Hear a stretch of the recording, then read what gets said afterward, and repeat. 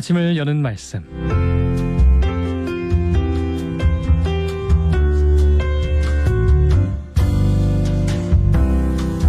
아침을 여는 말씀, 오늘의 시간은 대연교회 전승만 목사님께서 말씀 전하십니다. 은혜의 시간 되시기 바랍니다. 방송 시청자 여러분 안녕하세요. 추운 날씨에도 불구하고 오늘도 말씀과 함께 삶의 현장으로 나가시는 여러분 모두에게 하나님의 크신 은혜와 평강이 함께 하시길 간절히 바랍니다. 특별히 요즘 졸업 시즌인데요. 졸업과 동시에 새로운 일을 시작하시는 여러분들에게도 하나님께서 크신 은혜 부어주시기를 바랍니다. 아마 그리스도인들이라면 적어도 일주일에 한 번 이상은 주기도문으로 기도를 하실 텐데요. 그것만으로도 여러분들이 엄청난 일을 하시는 겁니다. 왜냐하면 주기도문은 예수님께서 직접 가르쳐 주신 기도이며 동시에 기독교의 깊은 진리를 담고 있기 때문입니다. 그래서 오늘은 주기도문에 대해서 함께 말씀을 나누려고 합니다. 먼저 주기도문의 외적인 특징을 살펴보려고 하는데요. 첫째로 주기도문은 예수님께서 늘 하셨던 기도이고 사셨던 기도이고 그리고 제자들에게 가르쳐 주신 기도입니다. 그래서요, 이 기도를 하는 자들은 예수님을 알게 되고 닮게 됩니다. 두 번째, 그래서 어떤 사람들은 이 기도를 마치 잠자는 사자의 코털을 건드리는 것과 같은 위험한 기도라고도 합니다. 왜냐하면 이 기도를 하면서 예수님과 깊은 사귐을 가지게 되고 그렇게 예수님의 신실한 제자로 거듭나기 때문입니다. 셋째, 주기도문은 매우 쉽고 간결합니다. 그 당시 이방인들의 기도는 장황하며 온갖 미사여구를 늘어놓았는데 그래서 예수님께서 마태복음 6장 7절에서 이방인과 같이 중언부언하지 말라고 말씀하신 이유가 거기에 있습니다. 반면에 주기도문은 예수님의 이름을 부른 후에 바로 간구하는 내용으로 들어갑니다. 넷째, 주기도문에는 간구의 내용이 6가지가 나옵니다. 이는 주기도문이 기본적으로 간구하는 기도라는 의미입니다. 어떤 사람들은 하나님께 간구하지 말아야 한다고 주장하는 분들이 있는데 예수님께서는 마태복음 7장 7절에서 구하라 그리하면 너에게 주실 것이요 찾으라 그리하면 찾아낼 것이요 문을 두드리라 그리하면 너에게 열릴 것이니 구하는 이마다 받을 것이요 찾는 이는 찾아낼 것이요 두드리는 이에게는 열릴 것이니라고 하셨습니다. 여기서 분명히 예수님께서 구하라, 찾으라, 문을 두드리라고 간구하라 하셨죠. 다만 간구의 내용에도 순서가 있습니다. 주기도문에는 총 6가지의 간구가 나오는데 처음 3가지는 하나님에 대한 것, 그리고 뒤이어 나오는 3가지는 우리 필요에 대한 간구인데요. 이 중 먼저 구해야 할 것은 하나님에 대한 것입니다. 그래서 마태복음 6장 33절에서 예수님께서 이렇게 말씀하셨습니다. 너희는 먼저 그의 나라와 그의 의를 구하라. 그리하면 이 모든 것을 너희에게 더하시리라. 이 구절은 주기도문의 내용을 그대로 요약한 구절이라고도 할 수 있습니다. 순서가 중요하죠. 먼저 하나님의 나라, 그런 다음에 우리 필요를 구하라는 것입니다.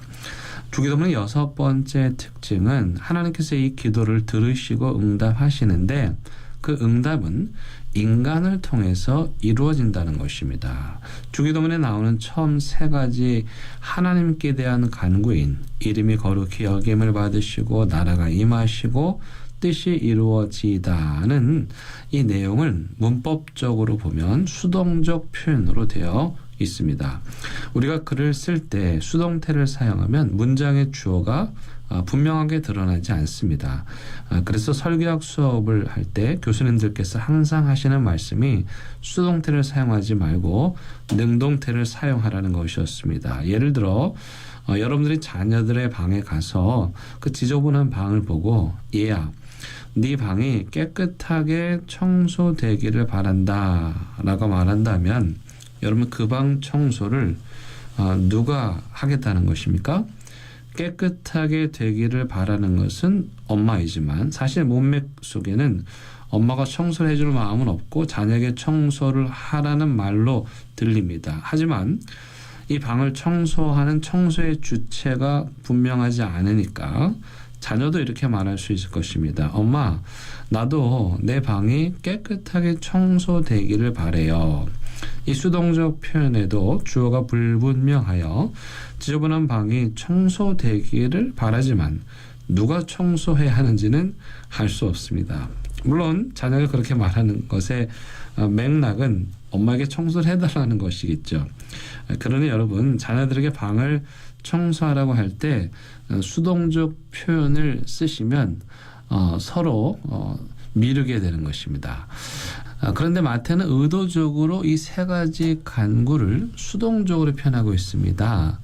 왜일까요? 그 이유는 하나님의 이름을 명예롭게 하고 하나님의 나라를 이루고 하나님의 뜻을 이루는 일은 하나님 자신만이 아니라 그 기도를 하는 우리도 그 행동의 주체가 된다는 뜻입니다. 즉, 둘 다 주어가 될 수 있다는 것입니다. 따라서 하나님께서는 스스로 하나님 자신의 이름을 높이시겠지만 우리도 이 땅에 살아가는 동안 하나님의 이름을 높이는 삶을 살아야 한다는 것이며 하나님께서도 이 땅에 하나님의 나라를 이루시기 위해 힘쓰시겠지만 우리도 이 땅에 하나님의 나라를 이루는 삶을 살기 위해 애써야 한다는 것입니다. 여러분, 우리가 하나님을 사랑하면 하나님의 이름을 막 높여드리고 싶잖아요. 하나님의 나라를 이루고 싶잖아요. 그 하나님의 뜻이 이루어지기를 정말 간절히 원하잖아요. 그런 마음으로 우리가 기도하는 것은 하나님께서도 이 땅에 하나님의 나라를 이루어 주시지만 동시에 우리도 그렇게 이 땅에 하나님의 나라를 이루는 삶을 살겠다는 믿음의 고백이 담겨 있는 것입니다. 이 거룩한 기도는 하늘에 계신 아버지라는 하나님의 이름을 부르는 것에서 시작이 되는데요. 이 고백은 하나님과 인간을 연결시켜 주면서 동시에 우리로 하여금 하나님께 기도할 수 있는 길을 열어줍니다. 여기 하늘에 계신이라는 표현은 초월자이신 하나님을 뜻합니다. 오늘날 많은 사람들이 하나님을 너무도 편하게 생각해서 이 하나님의 초월성을 약화시키는데 이는 매우 잘못된 것입니다. 하나님을 편하게 생각하는 것과 쉽게 생각하는 것은 다릅니다. 하늘에 계신이라는 표현은 하나님은 우리의 초월자가 되시며 그렇기 때문에 마땅히 경배를 받으실 만한 분이시라는 그런 믿음의 고백인 것입니다. 그 다음 아버지라는 표현이 나오는데 이 표현은 초월적인 존재이신 하나님께서 인간의 삶에 내려오셔서 내주하신다는 그런 친근한 표현입니다. 이 세상 어느 종교도 신을 아버지라고 부르는 종교는 없습니다. 오직 기독교만이 하나님을 아버지라고 부릅니다. 바울은 우리가 예수 그리스도를 통해서 양자가 되어 하나님을 아버지라고 부를 수 있게 되었다고 말씀합니다.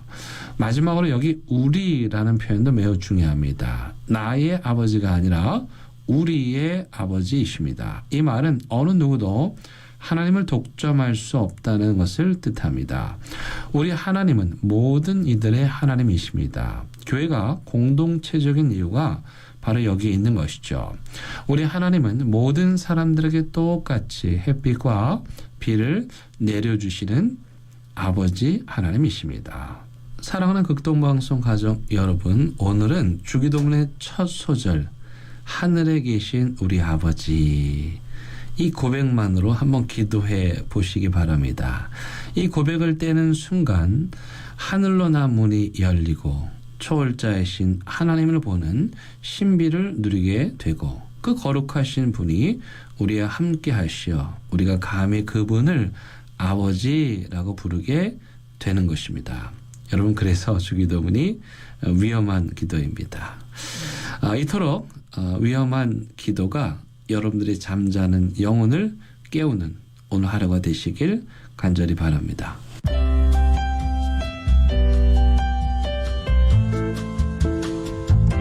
아침을 여는 말씀. 지금까지 부산시 남구 진남로에 위치한 대연교회 전승만 목사님의 말씀으로 함께 하셨습니다. 오늘 방송 들으시고 신앙생활에 도움받기를 원하시거나 예수님을 구주로 영접하기 원하시는 분들은 051-628-2260 대연교회로 연락 주시거나 051-780-2828 부산극동방송으로 연락 주시기 바랍니다. 아침을 여는 말씀 오늘 이 시간을 마칩니다.